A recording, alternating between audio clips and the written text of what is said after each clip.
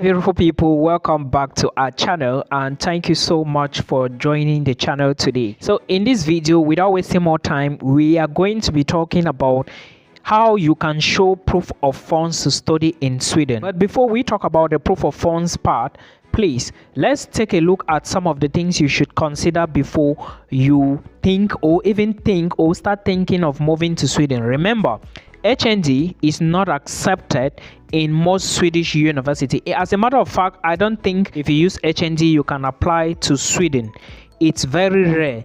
Another thing you should put into consideration when you are applying to Sweden and you intend to move with family or you intend to move alone and you really want to stay back after you finish your study program, because of course Sweden can give you what they call postgraduate work permit, which means you can stay back, look for a job and you work. If you intend to move like this, please apply to a program that is at least 120 ECTS credit units. This is for master's students, not undergraduates, because of course undergraduate students, your program is always 3 years or more and you are going to see 180 ECTS. Apply to a program that is at least 120, because if you apply for anything less, you are not going to get a personal number and it will be difficult for you to get what is called Swedish ID, and it will be difficult for you to open a bank account, and you need these three on the dot in order to look for a job and work in Sweden. So in case you intend to remain in Sweden and work, apply for a program like this and avoid all those programs you see 7.5 and 15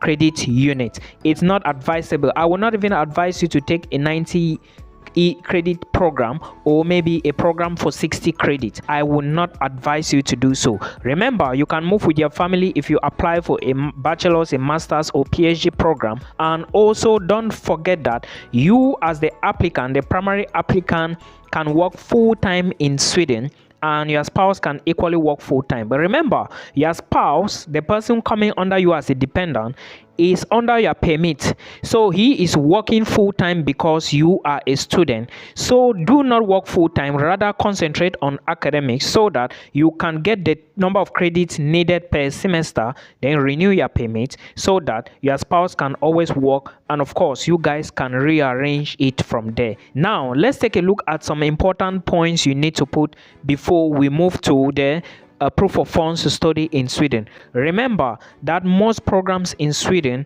are very competitive, and if you must apply, you have to pay an application fee. A part of the application fee, there are many schools in Sweden and there is a possibility for you to gain a scholarship. Remember, there are specific programs. You can gain more than 1,000 programs in Sweden at the universityadmissions.se portal, but about 700 of them are eligible for the Swedish Institute Scholarship, which means that if you really want to apply for the Swedish Institute Scholarship, you need to make sure you know the program you are applying to, because there are specific programs, and there is a video you are going to see on this YouTube channel about those programs that are eligible for the scholarship. So please check them out and you apply. Now let's go to the proof of funds to study in Sweden. As an international student, we are going to be giving all the figures probably in Swedish krona, because that is the currency used in Sweden. And please remember that if we mention something in Swedish krona,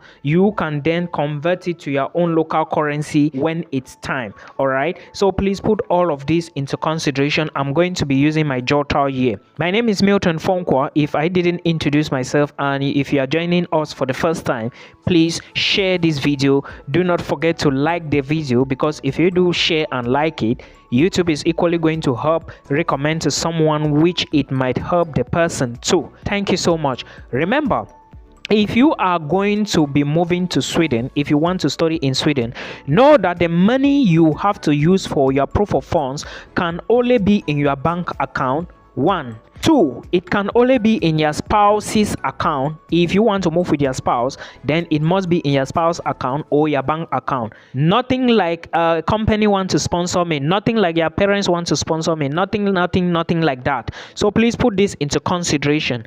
Now remember, as a student to study in Sweden or to use your proof of funds, or if you really want to document your proof of funds, you should understand that your tuition fee is not going to be included in the proof of funds. Relax, I will break it down. Now, when you want to study in Sweden, before you even apply for the programs, you are going to see the tuition deposit you are going to make. When you gain admissions, you have to pay this deposit to the school first before you can apply for the residence permit. In Sweden, they have residence permit. They will give you residence permit. It's in form of your identity card, not like a visa, right? So that is what you need to know. And the cheapest you can pay so far as a deposit should be around 40,000 Swedish krona, which is equivalent to around 3,680 US dollars, or approximately 2.3 million CFA francs, Cameroon money.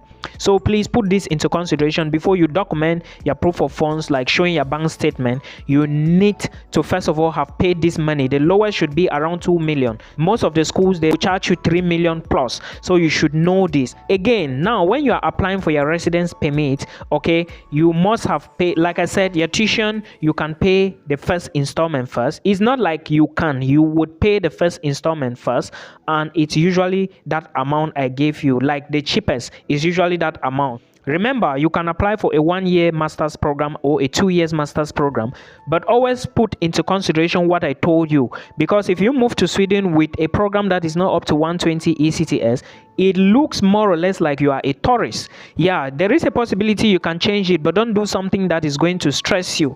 I hope you understand. Now, if you want to move to Sweden, let's talk about this. In your bank account, like I mentioned before, there is something they call maintenance fee. What you are going to use to pay your accommodation, your feeding and your transportation, everything, living expenses per month. That's what I mean. And this maintenance fee has to be at least 9,450 Swedish krona. Remember, I said I'll be giving the figures in Swedish krona. You can use XE converter to convert these currencies to your own local currency or to euros to see the amount you need.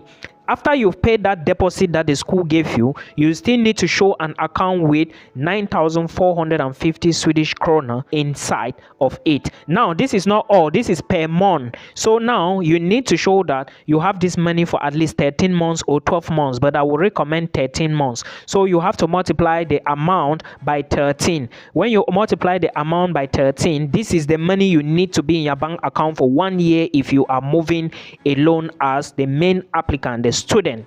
I hope you understand. So sometimes Sweden is a bit expensive, but looking at this, it is very good, a good option. If the money is in your account, it gives you more chances anyways. So don't go and start showing maybe a dependent or maybe your parents are sponsoring. No, the money should be in your account. I always insist that international students should have accounts of their own, but many of my followers, they don't take this advice seriously.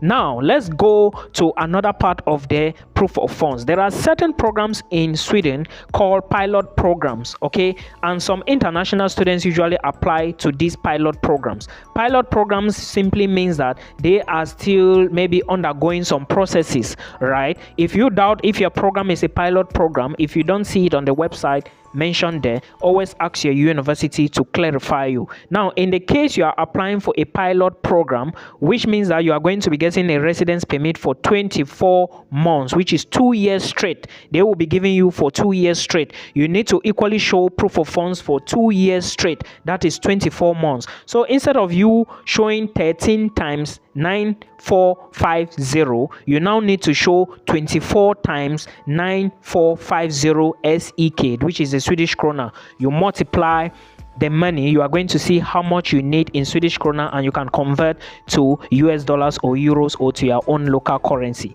I hope you understand as a single applicant. Now, in case you want to move with dependents, if the student wants to move with dependents, let's assume that you are moving maybe with dependent, the dependent is your wife or your husband. It depends on you. The money you need to have in your account needs to be 3957.50 SEK times 13. Okay, this is the money for dependent. Remember, we just calculated yours. Now, the dependent's money needs to be 3937.50 SEK times 13. Okay, then if you are, the dependent is following you and you are going for a pilot program, multiply the dependent's money 3937.50 137.50 SEK times 24. I hope you understand. So this amount is for your dependent. Then after this, you add it now to your own amount. Is that understood? I believe it's understood. Now, if you are moving with kids, the amount you need per child, let's assume that you want to go with one child, or maybe you want to carry two children, your two children with you. One child, that is per child, needs to show 2,362.50 SEK. Then, if you are going for a normal program, times 13. If you are going for a pilot program, times 24. When you get the total, you add it to your own, or you add it to your own and that of your spouse.